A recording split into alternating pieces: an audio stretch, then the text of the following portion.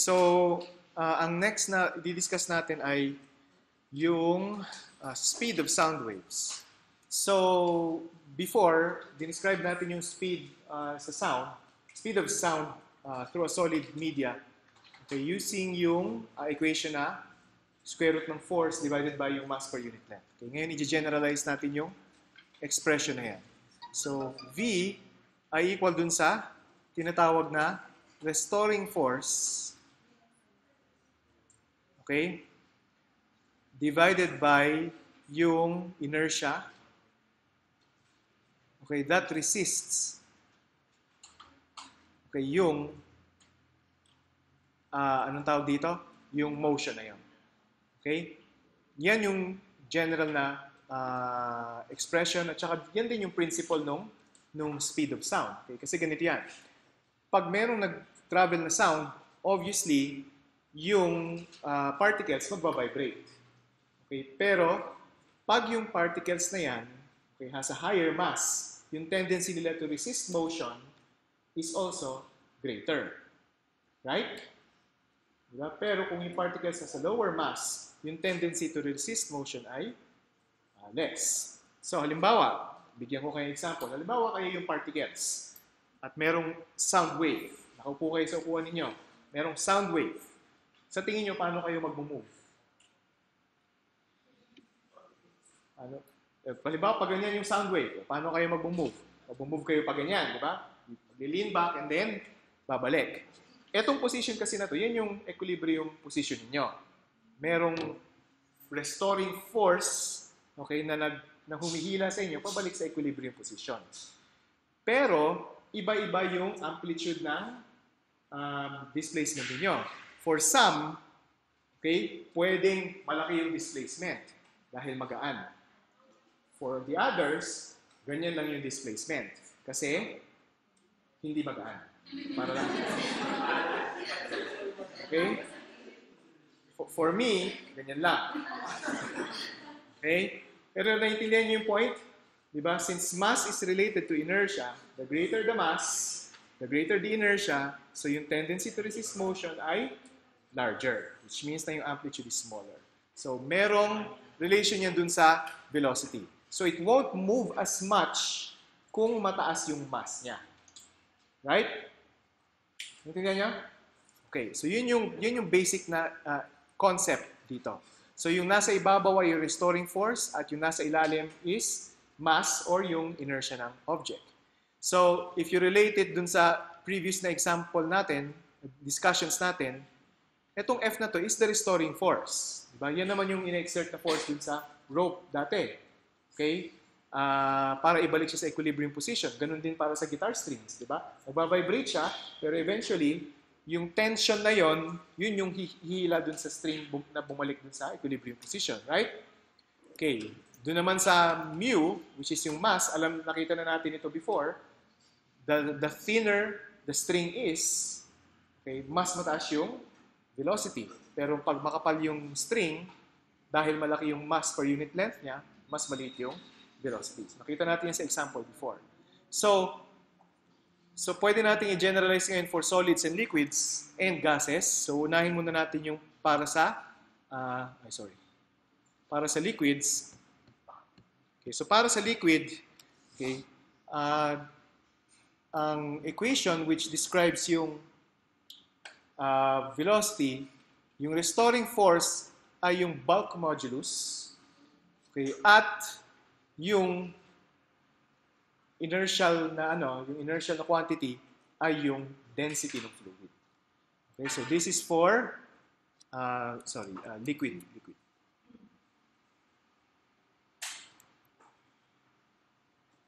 Okay, yan ay para sa liquid. So bulk modulus at saka yung density ng liquid. Now for solids, okay, dahil one-dimensional lang yung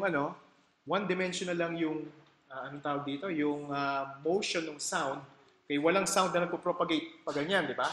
So, one dimension lang siya. Imbis na bulk modulus yung gagamitin natin, ang gagamitin natin dito ay Young's modulus.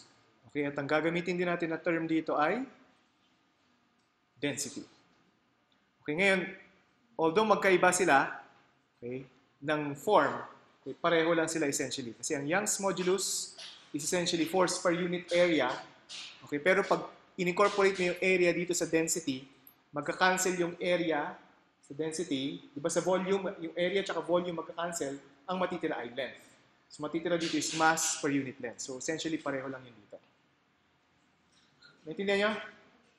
Okay? Yun yung ano dyan.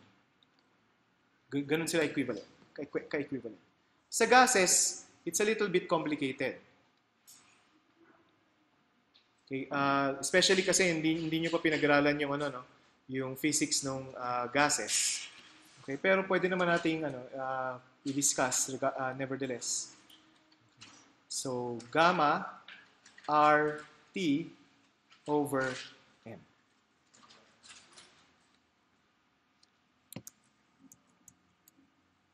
Okay, yan yung para sa gas. Okay, ano yung parameters na gamma, yung anong tawag dito?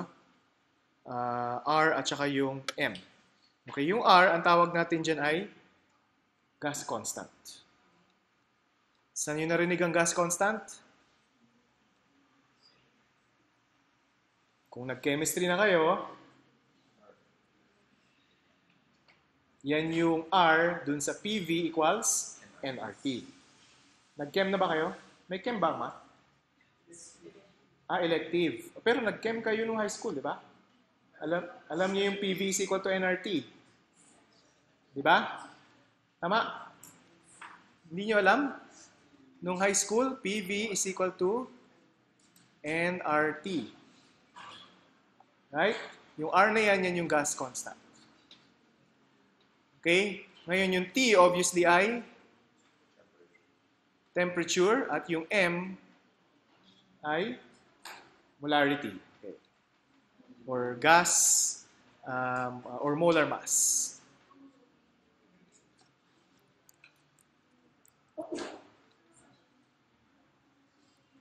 Molar mass, meaning gaano kabigat yung nunal. Hindi, yung...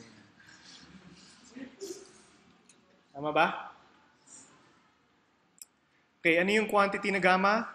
Yung quantity na gamma, it's just a parameter, okay, which describes yung ratio ng heat capacities.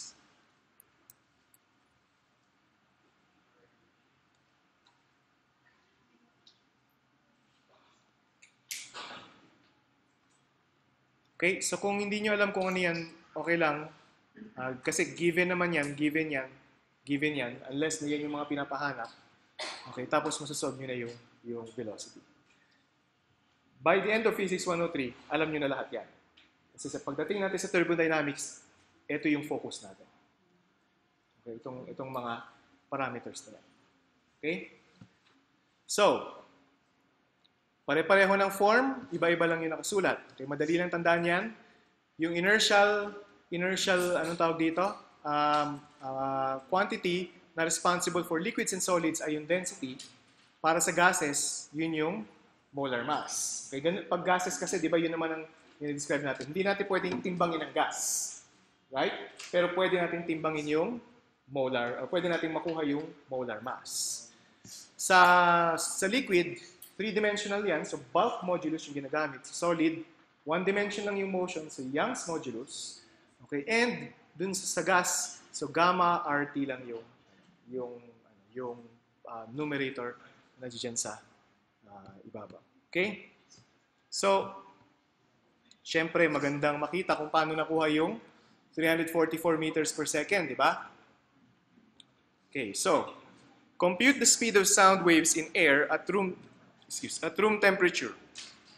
Okay, and find the range of wavelengths in air to which the human ear, okay, which can hear frequencies from 20 to 20,000 hertz, okay, is sensitive. Okay, find the range of wavelengths to which the human ear is sensitive. Okay, the mean molar mass for air is, so the mean molar mass for air is 28.8 times 10 to the minus 3 kilogram per mole. Okay, and the ratio of the heat capacities, gamma is 1.40. Okay, ngayon, kaya 28.8 ito kasi basically composed of oxygen tsaka nitrogen lang yan. Okay, kung naalala nyo yung chemistry nyo, i-add nyo lang naman yung mga molar masses ng oxygen tsaka nitrogen. Okay, so, anong gagawin natin dito ngayon? Ano yung constant na R? Ang R is 8.314 joules per mole Kelvin. Okay, yung temperature ay dapat expressed in units of Kelvin. Okay, so ilan to in Kelvin? So 293 Kelvin, tama? Okay, so alam na ba natin lahat? Yes, so ang velocity ay square root ng gamma RT over yung molar mass. So 1.40 times 8.314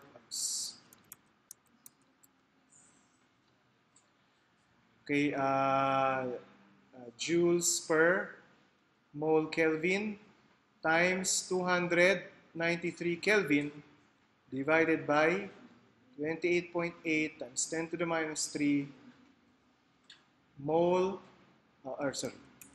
kilogram per mole, and then kunin niyo yung square root niya. Okay? So, anong sagot?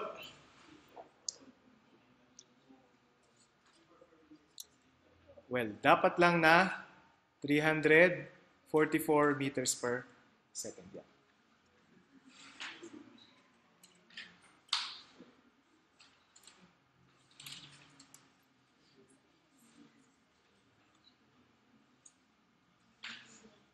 Okay?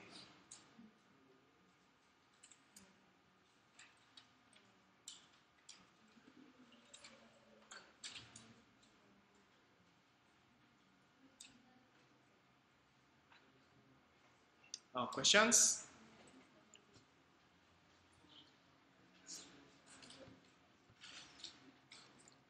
Questions?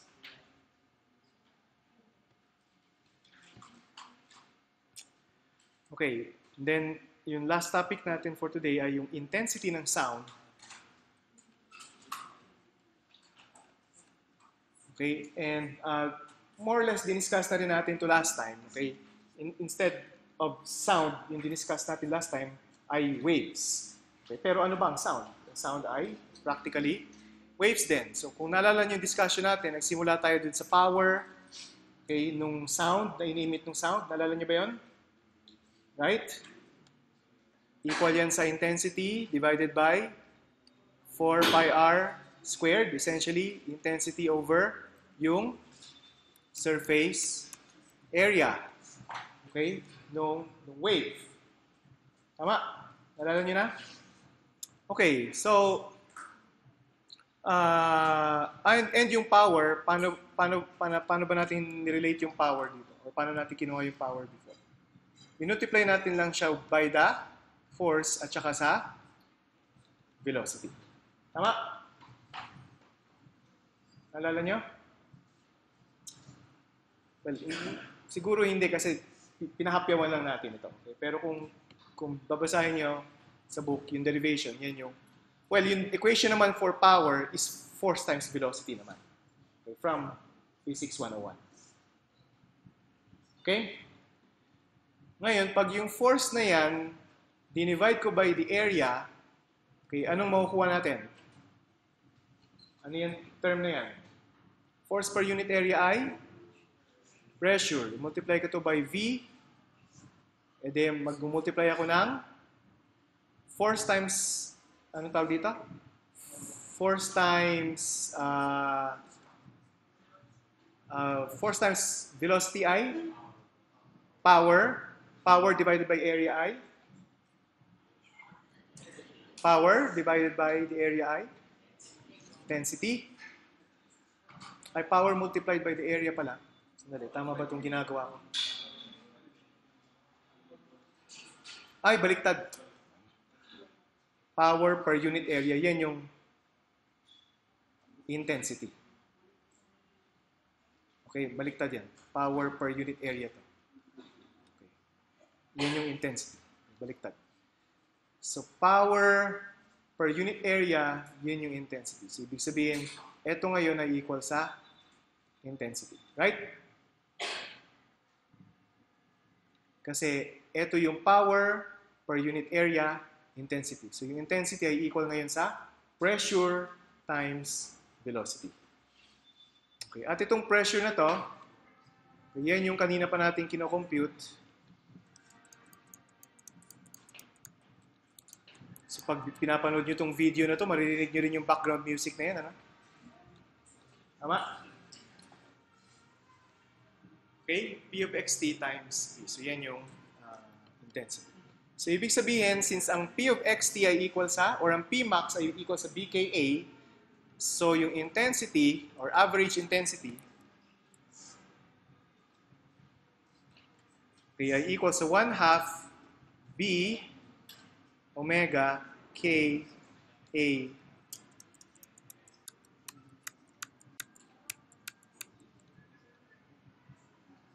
omega K A squared.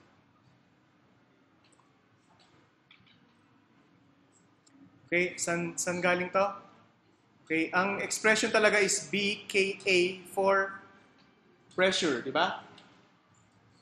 Saan galing yung 1/2? Kasi pag kinuha niyo yung average ng sine squared, okay, 1/2 yun. Okay? Saan galing yung ibang term? Yung omega at saka yung extra na k sa velocity. Sunod. Okay, so yun lang yung ano dyan. Oh, ibig sabihin, ang P of xt tapos yung Vy of xt ay equal sa B omega K A squared sine squared kx minus omega t. So, pag kinuha niyo yung average niyan, ito yung lalabas. Okay, so pwede rin nating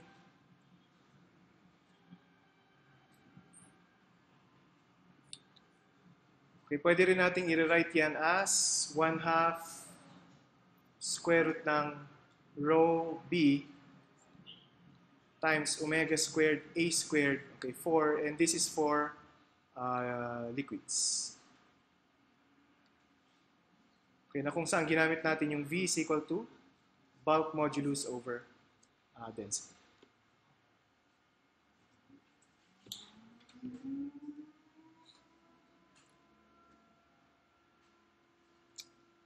Okay, alas 12 na. Pag naririnig niyo yung sound na yun, alam niyo na alas 12, di ba? Galing yun sa City Hall. Eh. Alam niyo ba yun? Every hour ba yan? Well, talaga? Annoying pala. Ba't hindi naman natin narinig kanina? Ha? 8, 12, 5, 6.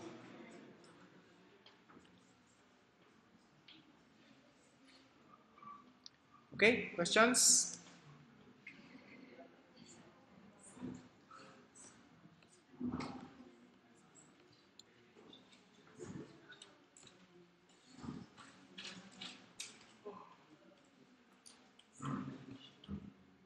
Masyadong mahaba ba yung 2 oras?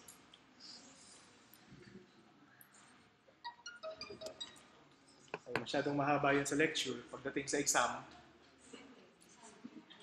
masyadong maikli.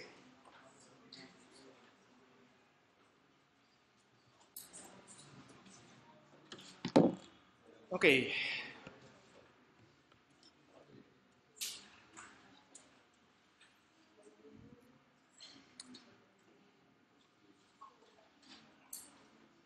Okay, intensity of sound wave in air. So find the intensity of the sound wave in the first example with P max. Nalala niyo yung P max? Kung titignan niyo yung notes niyo, equal siya sa 3.0 times 10 to the minus 2 Pascal. Okay. Assume that the temperature is 20 degrees Celsius so that the density of air is 1.2 times 1.20 kilogram per cubic meter. Okay, the speed of sound is 344 meters per second. So ano yung given ulit? P max, okay, equal sa 3.0 times 10 to the minus 2 Pascal. P max ay yung kapatid ni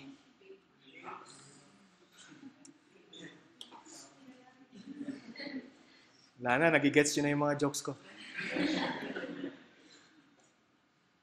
T is equal to 20 degrees Celsius. Yung speed of sound in air ay 344 meters per second. At yung density is 1.20 kilogram per cubic meter. Okay, ang hinahanap dito ay intensity. Okay, so ano expression natin for the intensity?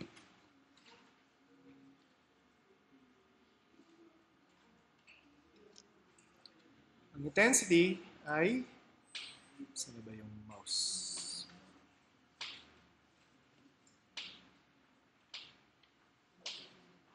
Ang intensity ay 1/2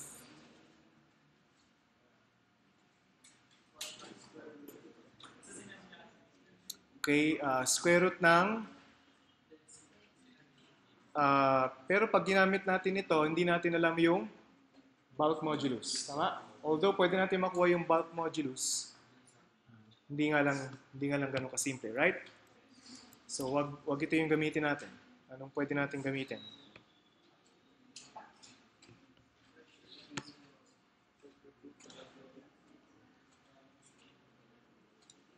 Ano?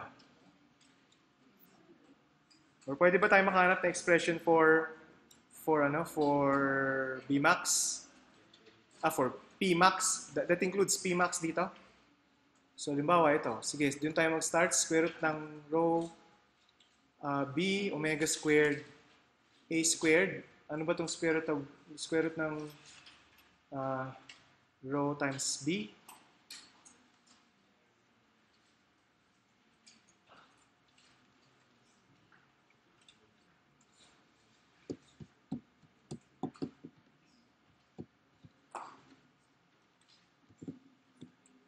Or pwede tayo magsimula dito. 1/2 B omega Ka squared. So kung saan nyo man gusto.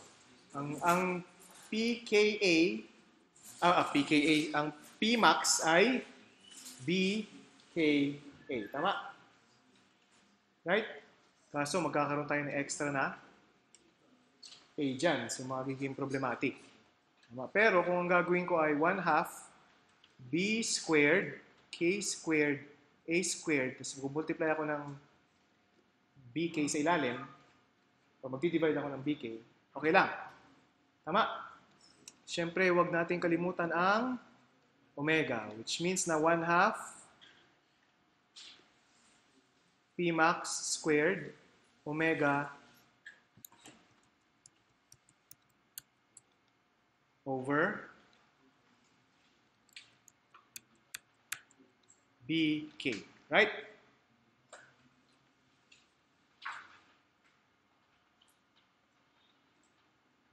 Okay lang? Ano yung omega over K?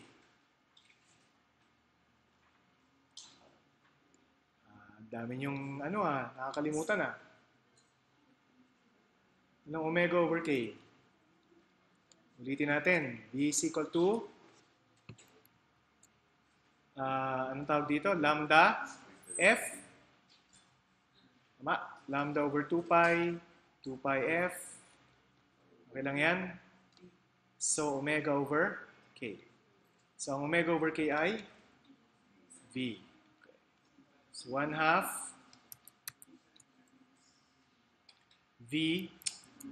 V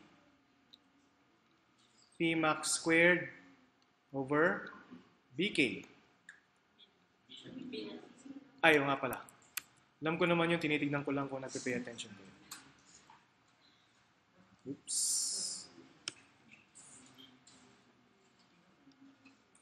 Okay, B. Next. Related ang V at saka B sa isa't isa, di ba? Di ba? Paano related ang V at saka B?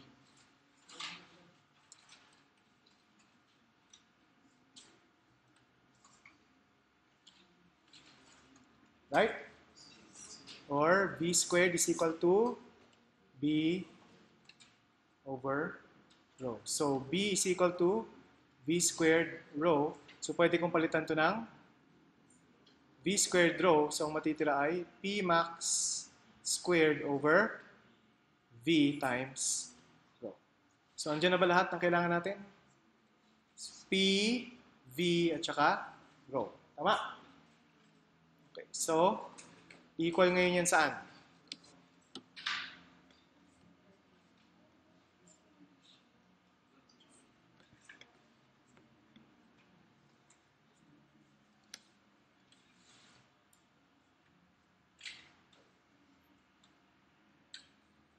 So, pag kinompute niyo yan, magiging equal yan sa 1.1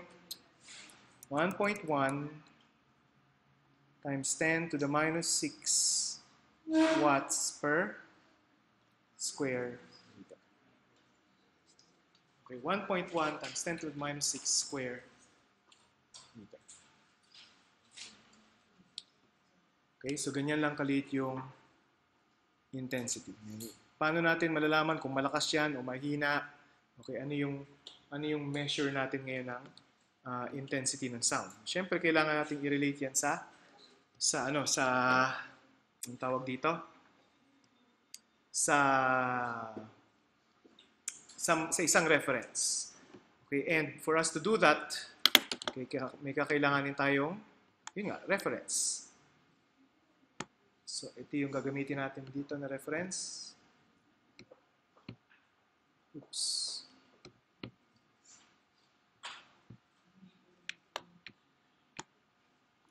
Okay. So, ang reference dito ay itong nasa ilalim, yung threshold of hearing at 1 kHz. Okay, although, ang sinabi natin, 20 Hz, maririnig na natin yung 20 Hz. Tawag dito, yung reference is at 100 Hz. So, ang intensity na yun corresponds to 10 to the minus 12. Okay, 10 to the minus 12 watts per square meter. Okay, yung rustle of leaves, nakarinig naman na kayo siguro ng rustle of leaves, no? Diba? 10 to the minus 11 watts per square meter. Yung average na whisper, sige nga, try nyo magbulong-bulungan. Yang sound na yan, approximately is 10 to the minus 10 watts per square meter. Anong sinabi niyo sa katabi niyo? No, oras kaya tayo dito, Miss. Ganun ba? Ganun ba yung sinabi niyo? Okay. Quiet radio at home. Yung mga radyo ng lola ninyo. Diba? Naririnig yung AM. 10 to the minus 8 watts per square root per meter squared. Ordinary conversation. 3.2 times 10 to the minus 6 watts per square meter. Ano yung intensity na na-compute natin?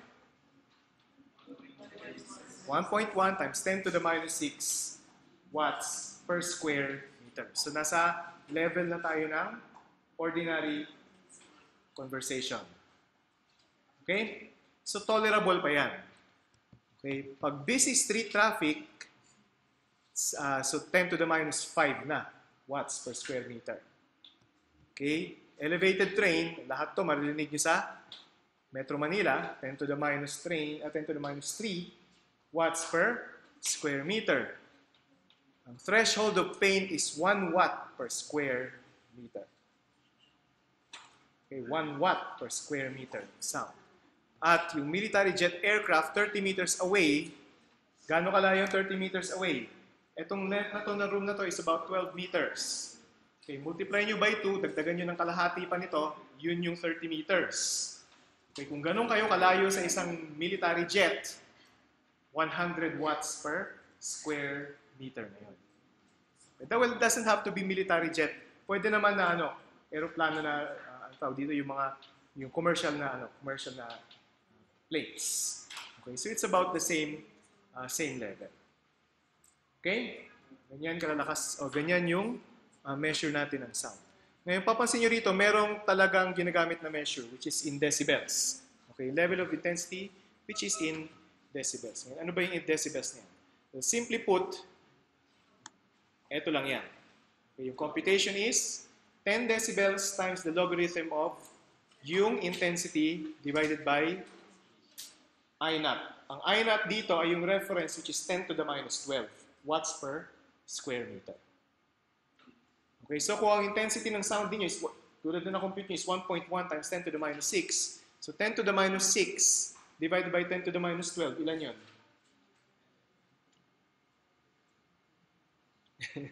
Hindi kayo marunong ng exponents. 10 to the minus 6 divided by 10 to the minus 12, ilan yun? 10 to the 6, tama? 10 to the positive 6. Anong logarithm ng 10 to the positive 6?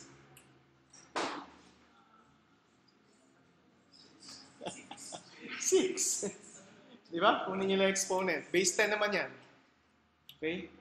So, ibig sabihin 60 decibels. 60 decibels ay equivalent sa ordinary na conversation. Okay? Naku, ang dami nyo nang pwedeng pag-usapan sa jeep tsaka mamaya. Di ba? Ito, 60 decibels lang ito. Pero pag bumubulong kayo, yun ang bulong, 20 decibels. 20 decibels lang to. Okay, pero pag sumigaw kayo ng konti, okay, medyo lalakas na yun. So about 65 decibels at 3.2, no? So about between 65 hanggang 70 decibels pag kayo ay sumigaw. Okay? Okay, so yun yung ano. Ito yung measure na ginagamit pagdating sa sound intensity. Okay, isang example na lang. Okay, for an outdoor concert, we want the sound intensity at a distance of 20 meters from the speaker array to be 1 watt per square meter. Okay, alam niyo naman kung bakit 1 watt per square meter, no? Kasi ito yung threshold of pain. Okay? So 20 meters from the speaker, yun yung 1 watt per square meter. Right? Yun yung 1 watt per square meter. So assuming that the sound waves have the same intensity in all directions, what acoustic power output is needed from the speaker array? Okay, so in other words, ano lang yung power output? Okay, alam natin ang intensity, alam natin kung gaano siya kalayo, di ba? From the source. Okay, so hanapin lang natin yung intensity. Okay, so yung intensity, paano ba related yung intensity sa power? Intensity ay equal sa power per unit area. Okay, ang power per unit area ay 1 watt per meter squared. So ito yung intensity. Pag multiply natin by the surface area ng sphere, di ba nalala nyo sphere yung ginagamit natin, 4 pi r squared. Okay, ang makukuha is yung 4 pi r squared is 2,500 meters. Multiply mo yan by 1 watt per square meter, it's 2,500 watts. So dapat yung speaker is 2.5 kilowatts. Nag-emit siya ng 2.5 kilowatts of power. Okay? Well, dalawa yung sinasabi nito sa inyo. First of all, ganito kalakas yung power ng speaker. Okay, so kung later on, makita nyo na hindi kayo magsasucceed sa field niyo, sa physics or sa math, gusto nyo maging DJ na lang, tandaan nyo na kailangan nyo ng 2.5 kilowatts of power. Okay, ano tawag dito? Para sa speaker, para dun sa concert. Pero, ang pangalawang sinasabi niyan sa inyo, yung threshold na yan ay nasa 20 meters from the source. So, kailangan maglagay kayo ng harang, di ba? From the source, galing dun sa speaker, para hindi ganong masira yung tenga ng mga bisita ninyo. Right? Okay? Pero hindi nyo ginagawa yan, ano? I'm sure sa probinsya, pag nagko-concert, di ba? Yung mayroong perya, dun pa rin kayo sa tabi ng speaker, no? Kasi feeling nyo cool kayo kung ganun-ganun kayo. Pero ngayon, alam nyo na ang minimum, or at least alam nyo kung paano i-compute, di ba? So tanungin nyo na lang yung DJ, ano bang power output ng speaker ninyo? Diba? From the power output, mako-compute nyo yung safe distance corresponding to 1 watt per square meter. Tama? So malalaman nyo kung gaano kayo kalayo from the speaker dapat. Tama? Tama? Medyo nerdy nga lang yung dating, pero at least safe kayo. Safe. Safe yung tenga ninyo. So questions? Questions? Wala? Okay, sige. Kita-kita tayo sa Thursday.